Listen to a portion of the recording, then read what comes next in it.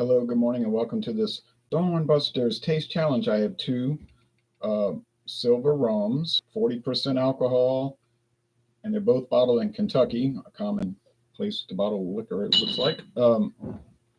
This is WD Liquors distilled, makes sense, rum, and they call it their light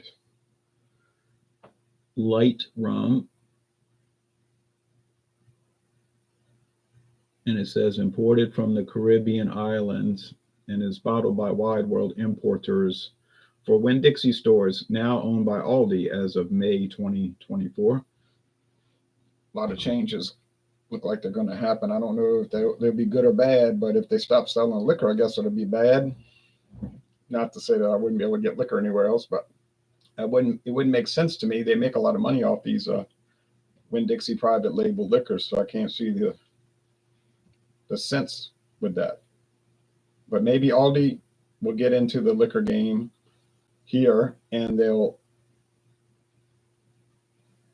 maybe come up with just like a new brand name or something. I don't know. We'll see. Time will tell. Here's Clubhouse Premium Quality Rum.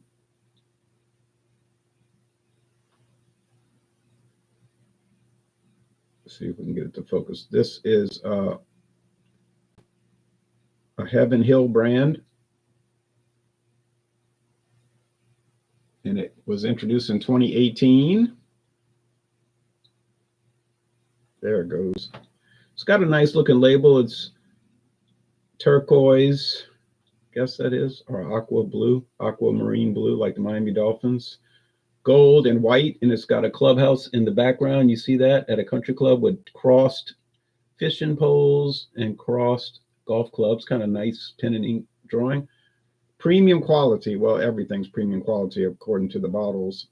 Bottled by Kentucky Standard Distillers, Bardstown, Kentucky. Well, that's an alias name, as you get on these lower end products. It's just I mean, you can buy it at a store. I bought this at International Market, and it was $5.99 for the liter. No, I want to retract that. I've seen it there. I bought this actually. I bought this at Super Discount Store. That's what the name of the store is. Super Discount Store. I don't find they have super discounts anymore, but they had a deal where you could buy this and you could get two. I was saying it was 2 for 1. Now I'm thinking about a different store. It was 2 for, you got it for $6.99 each if you bought 2, but it was $7.99 if you bought just 1. And then they had next to it Ron Rio, and it was the same story. It was, if you bought 1, it was $7.99, but if you bought 2, it was $6.99 each. So I was saying, well, I know what I'll do. I'll ask the guy if I could take 1 Ron Rio, 1 Club. I was still buying 2 products and get it for $6.99. No, he said, no, you got to buy both of the same. I was like, oh boy. So I just paid the extra $2 and got 1 of each. Still a good price, $7.99 for a liter. But some stores like International Market and Mediterranean, they'll just say, yeah, okay. They're trying to sell, they just want to sell. So they'll say, yeah, they're not going to fight it. But that's, that's the way they want to do it. So fine. Now I'll pour them up.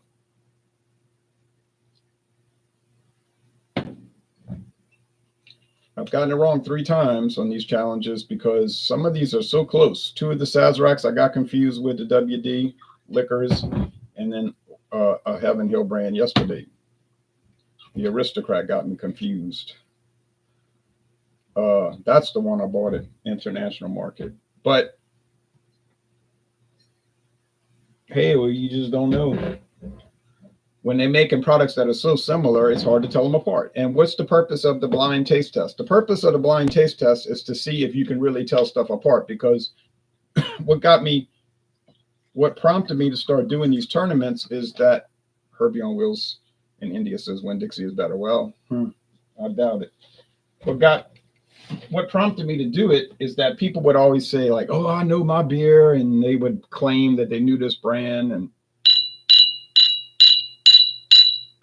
so you can see they're both silver, so appearance won't matter.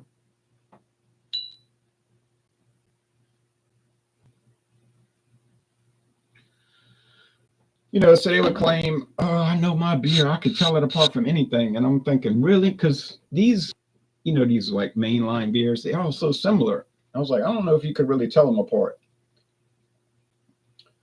Or it could be bourbon or rum or whatever. It doesn't matter. And people will be like dedicated to a brand. I'm not saying that's a problem. If you like a brand and you enjoy it and you want to keep drinking that, fine.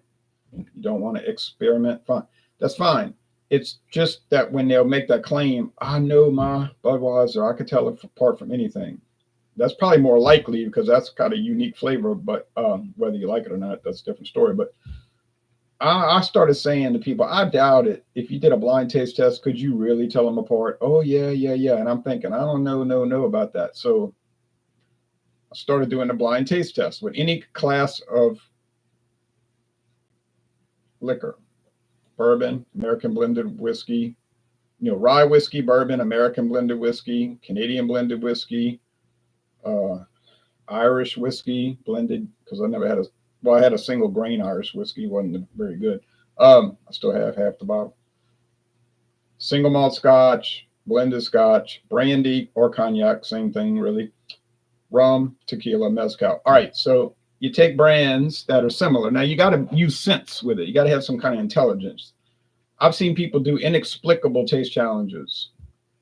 Blind, fine. You got to do it blind because if you're looking at the product, it's going to influence you. It's like remember that on television you used to have the Pepsi challenge. They would let people try Pepsi versus Coke, but they wouldn't let them know which one they were tasting. It was a blind taste test, and Pepsi would always say, "Look, most people prefer Pepsi." Of course, they didn't give you the full story. That was an initial tasting. The further research showed that if they kept drinking it, then they preferred Coca-Cola over extended drinking. That's what you're going to do, right? You're going to drink a whole bottle of Coke or Pepsi. You're not going to drink one sip. But anyway, that was interesting, and that was the way to do it, blind. But you want to have similar products. Silver rum versus silver rum. Okay. Speyside single malt versus another Speyside. Now, you start running into trouble when you cross line, like say Isla versus Speyside. You're rarely going to confuse the two, but they're still considered the same type of whiskey. Type Scotch whiskey. That's just the U.S. government classes it as a type Scotch whiskey. They don't delineate further than that.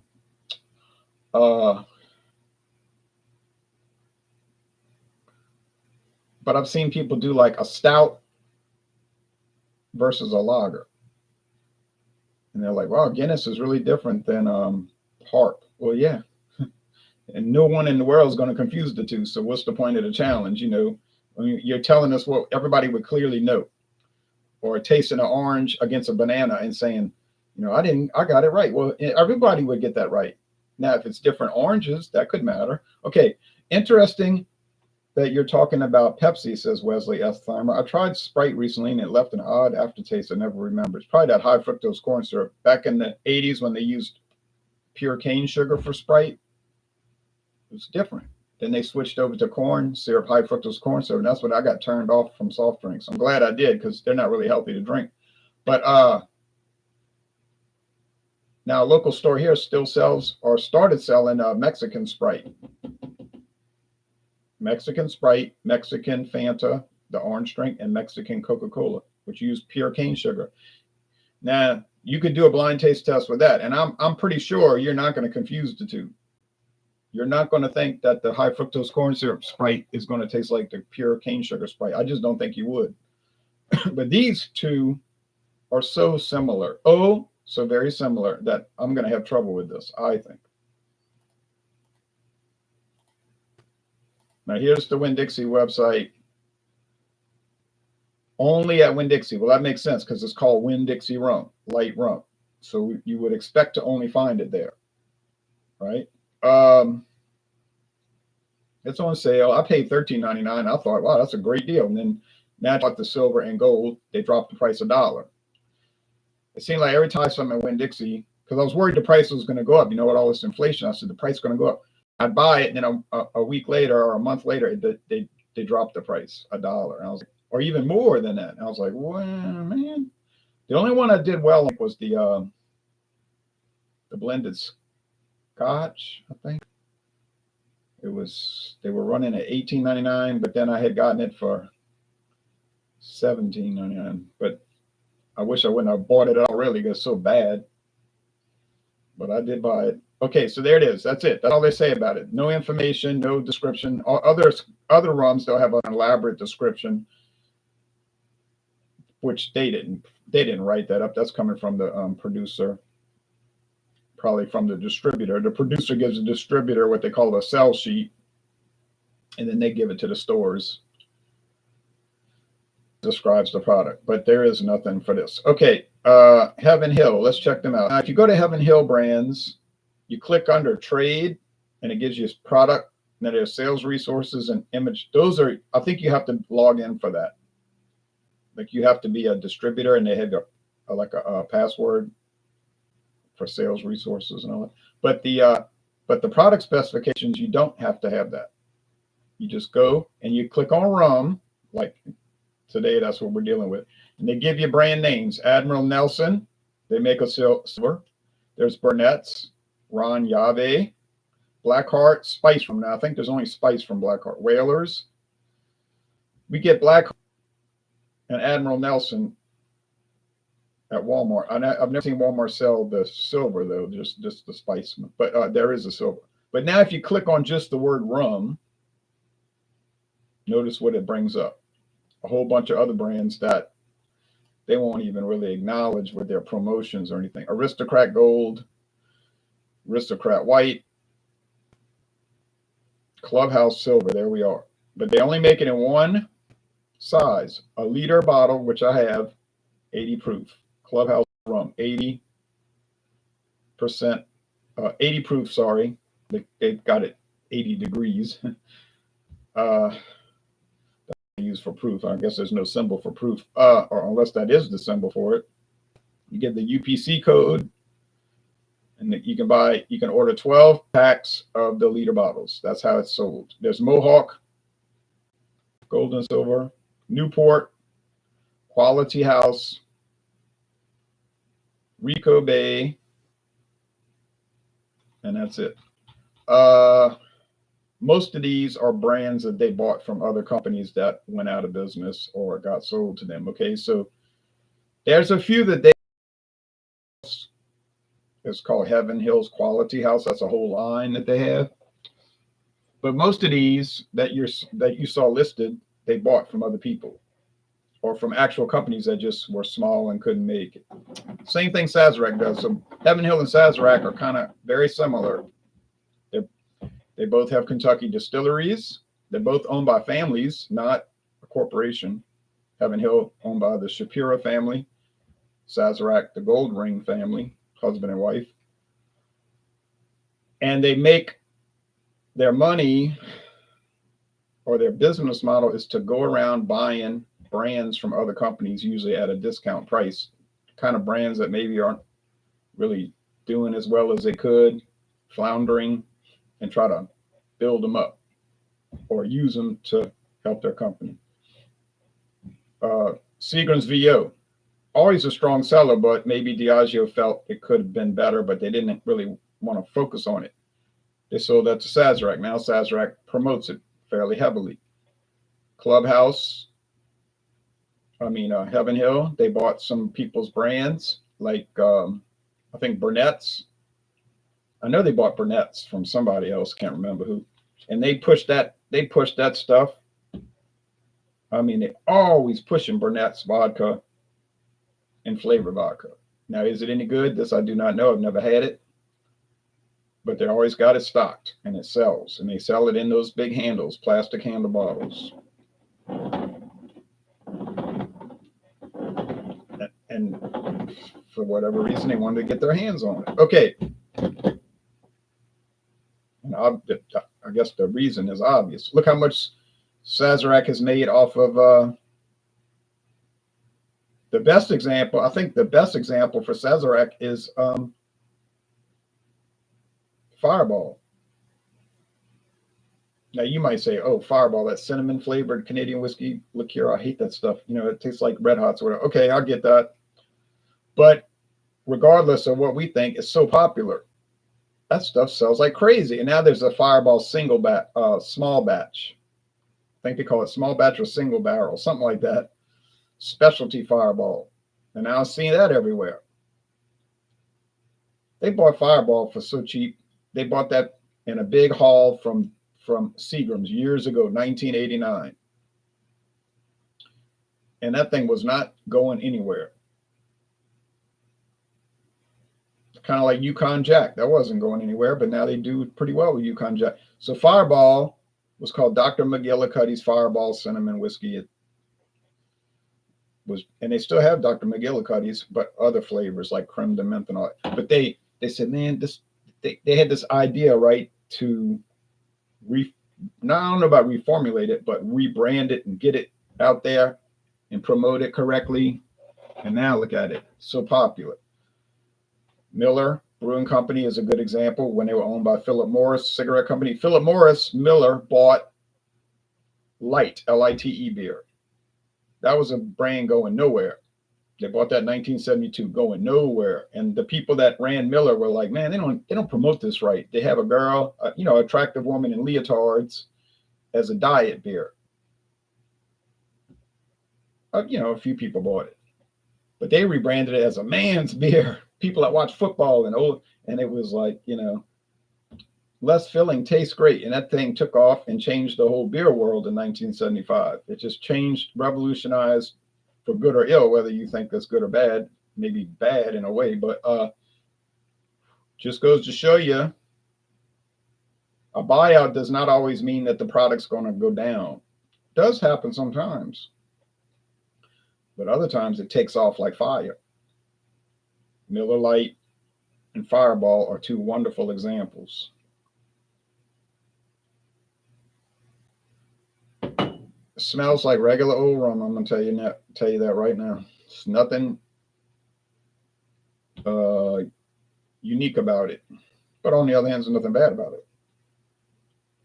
Same. So appearance, same. Price point, same. Aroma, same. So now we have a three-way tie at this point. There's nothing differentiating these. Now you might say counterpoint. You might say no one even cares about those products. Yes, you could say that. But on the other hand, people do care about them. They sell. They do sell.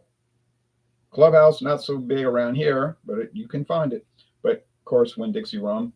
Every Winn-Dixie store in Louisiana has it, and it's always moving.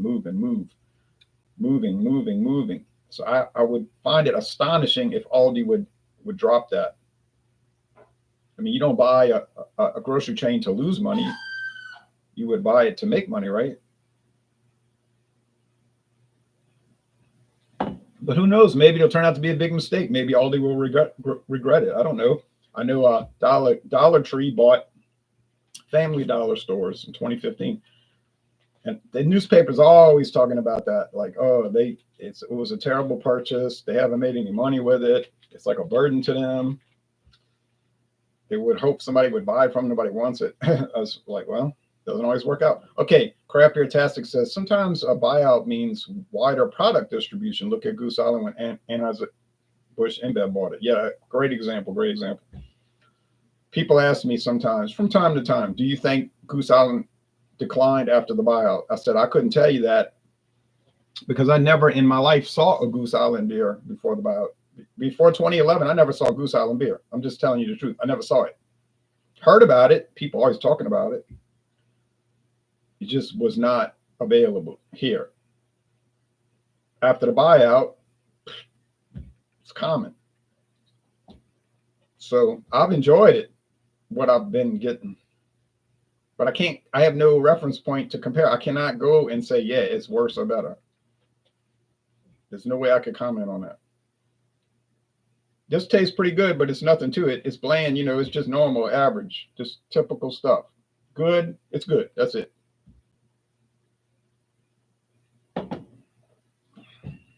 Same, but might have a little bit more flavor over here on the right side, maybe a little sweeter. So your point could be, well, why? What do you mean? You know, it's going to be like just a common flavor because that's what these sort of generic products are. They design to be that way, just a common flavor, not a standout. They want the mass market to buy it, use it in a little inexpensive after work cocktails. Exactly. I get it. I know that. So do they taste like I expect them to taste? Absolutely. Tastes exactly the way I expected. Now, is the Winn-Dixie tequila the same type of thing? Yes, it is. I had a tasting of it. I recorded the video. I'll post it. I already have it scheduled. It'll come up. Was there anything weird or exotic about it? No. Did it taste like just regular old run-of-the-mill ordinary tequila, gold tequila? Yes. Which is good because I didn't pay much for it. It was $18.99 for the handle. You know, tequila is a little more these days. It used to be cheap. 12 years ago, it probably would have been $11.99. But that's the whole point of that. Is it going to fit? Is it going to compete against other mainline tequila brands like Jose Cuervo Go? Probably a little bit, you know, not quite up to that level. And that's not even a great level because they're doing the same process. Cuervo is trying to appeal to as many people as possible. And you can't get too far out there on flavor. If you get too wild with flavor, nah, you ain't going to hit too many customers. Like I eat that Limburger cheese, right? But the market for that is so limited, it's almost like non-existent in a way. 99% of people are not going to eat that. There's a store here that we had one store selling it here, and they dropped it. It wasn't selling. It was not moving. All they're doing is throwing it away after it expired.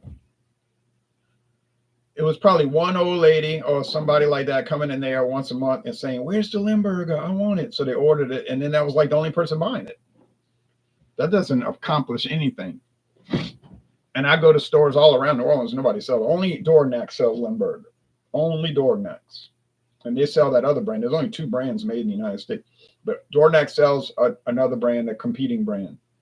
But they're in a location that would be more suitable for that. You know, a much bigger population, 300 and something thousand as opposed to 29,000 or 40,000 here if you count the whole parish. We don't have counties, we have parishes. And they're located in a more high, well-heeled area, you know, much higher income level.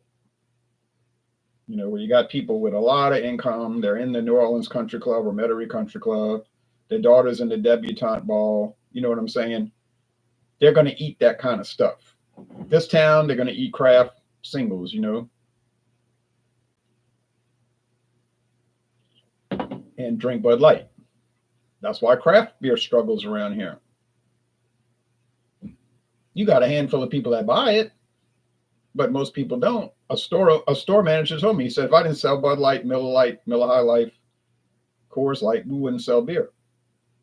He said, we sell craft beer because you got to be in the game and do it, you know, and have a reputation for that. He said, but they don't really make any money off of it. You know, just a trickle, a little few pennies here and there. Their cost is so high. So, you know, and they mark it up, and they got to mark it up to make money, but then they mark it up and it turns out so high on the shelf, people just pass it by, including me. A lot of times I'm like, oh man, $4.99 for a Pilsner turns you off, you know, for one 16-ounce can, $4.99, you know, just, and then half the time they're not even that good. That's another problem. You know, craft beer these days, you pay all this exorbitant money, and you're thinking this is no better than Miller High Life. If it's as good, if it is as good. So that gets you angry, and then you even more reluctant to buy it. And Yeah. So these are reliable brands here. They're not exciting and they're not going to get you enthused or, I got to go tell my friends about it. Nah, it's just ordinary, but that's what it's designed to be. So you can't knock a product when it's designed to be what it is. When it has the characteristics that it was designed to have. And it does. All right. So which of these would I buy? Either one. What if it was $1 difference? I'd buy it $1 cheaper. You say, well, what if it was 50 cents cheaper? I'd buy the 50-cent cheaper one. You say, well, I don't want to be insulting, but well, what if it was 25-cent difference? I'll buy the one that was 25-cent difference. Now you say, excuse me, but you're going to probably block me, but I have to ask, what if it was a penny difference? One was $6, one was $5.99. I'll save the penny. That's how close they are. They're the same, basically.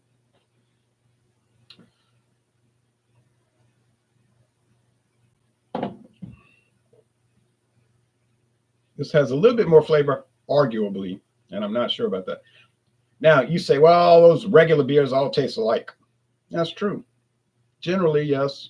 Little tiny, mostly insignificant differences. But that's no big deal because they're all about the same price.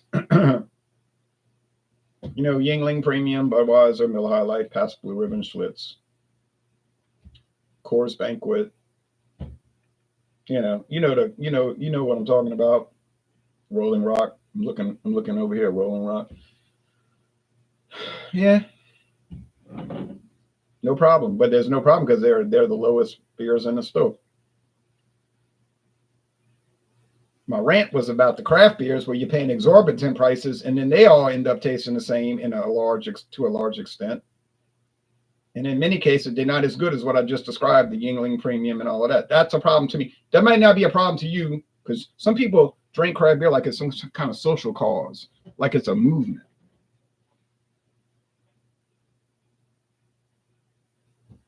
Not me. I drink it like it's a consumer product, which is what it is. And when I pay money for the consumer product, I want it to live up to the price point.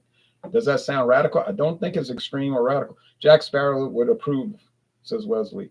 I don't know who that is, but I've heard the name. So I think, don't know. I hate to have a fourth loss, but I wouldn't be shocked. I think this is I should call it a draw. I hate to do that, though. It's like a cop-out, but it isn't really because they're the same. But I'm going to say this is the Clubhouse. It seems to have a little bit more sweetness, which would mean it's not Winn-Dixie, which is super dry rum, super dry. It is the Clubhouse. So that was the tiniest little difference. Now I'm thinking it's like 2% difference. I think these are 98% the same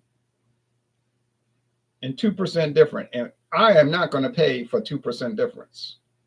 I'm going to buy whatever's cheaper. Okay? Simple as that. Now, do I plan to buy more beer this week and try them out? Yeah, I never stopped doing it. I've been doing it since way before the video channel. I started the video reviews, beer reviews in 2010, I think it was November 26, 2010, I believe. I didn't dedicate myself to remember that date. I just kind of remember the date. I was buying beer 14 years before that. February 96 up until then. Just buying all different brands. Anything I could find, I was just buying them and trying them. When I started the beer tasting project in February 96, I wanted to try everything, within reason. And so I just continue doing that. I've been doing that 28 years, just buying, trying, make an evaluation, make an assessment, think about it. And then people were coming to me like, craft beer was new. Like I'm supposed to be amazed by this, like it's something new. I was like, well, okay, but I've been trying this kind of stuff since 96. I didn't just drink all macro major beers. I was trying everything. Like I would see exotic craft beers in 96. Now you see exotic in 96 would be considered mundane today. But I would try them, and I would think, oh, that's pretty good, but I wasn't like amazed, like, oh, this is amazing. I can't believe it. It's so different. It's like a movement. It's like some kind of social movement. I didn't look at it like that. It was just something to try. It was something on the shelf. I mean, I knew it was the same with like sausage or cheese. They have specialty brands and they have ordinary brands. And that's all I looked at it as. I just looked at it as, oh yeah, some of these companies trying different styles, more interesting styles. It didn't seem amazing. It just seemed normal, you know, like any other product. But then as the craft beer industry grew, you had all these people. I was like amazed by it. And I couldn't understand that. I mean, some of them taste amazing. I'll give credit to that. Like some of those Eastern European imperial porters, you know, those Baltic porters. Yeah, the flavor is amazing. But I wasn't amazed that they made it. You know what I'm saying? No, I mean, oh, just a joke from a movie. He is a pirate in Pirates of the Caribbean. Oh, Johnny Depp. Yeah. Talking about drinking, the only reason for multiple brands of the macro lagers is because this is craft beer tastic talking. Because many people get stuck in their ways and only drink the brand they've always drunk. Yeah, that's right.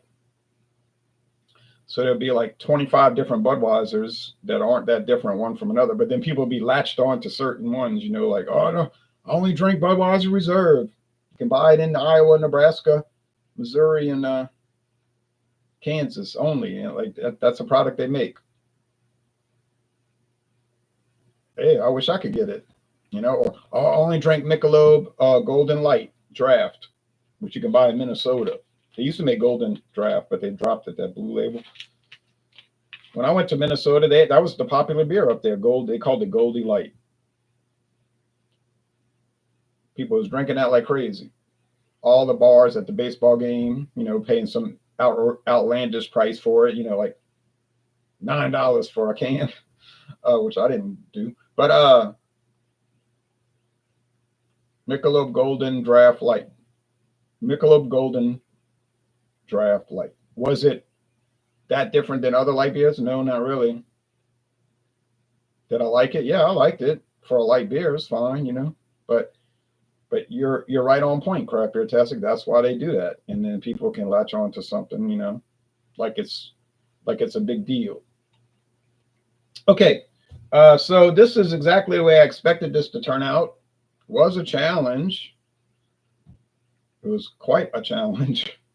Now what's coming up next? Yeah. Oh, I got some other Bocador, I think. Bocador, in your mouth.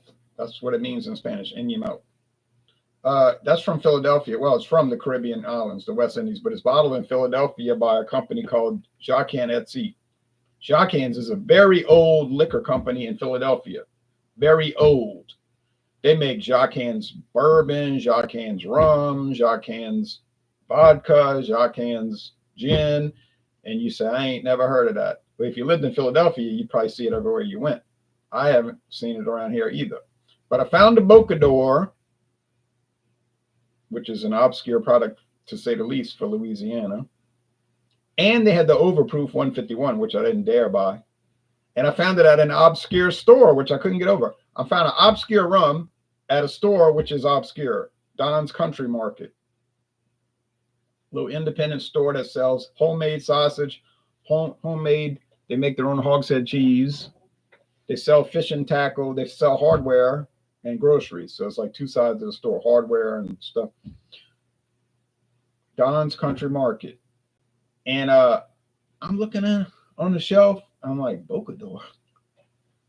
And it's behind the counter, like this old man's back there. They're not going to let you just pull it off the shelf. I said, give me that book. He said, you need help? You need help? I said, yeah, I want to try that Bocador. Okay. It was $8.99 a liter. So, of course, I bought it. Yeah, that's coming up. And look, I went back to that store a year later. I didn't see it. It wasn't there. It's like that's the kind of thing, like you see it once and you never see it again. You'll never see it again. And then I have Captain Morgan White. I can't see that WD could compete against that. I think it's going to get, like my father will say, it's going to get swashbuckled. He always says that. The Saints got swashbuckled. All right. I don't think that's the appropriate term, but I know what he means. And I have Don Q Crystal from Puerto Rico. Ain't no way. I cannot imagine that WD Liquors could compete against Don Q. I can't concede that, but maybe it will. But I think that's where it's going to really bomb, you know. But we'll see. Yeah. All right. Well, thanks for watching, and I'll be back soon enough for another taste challenge.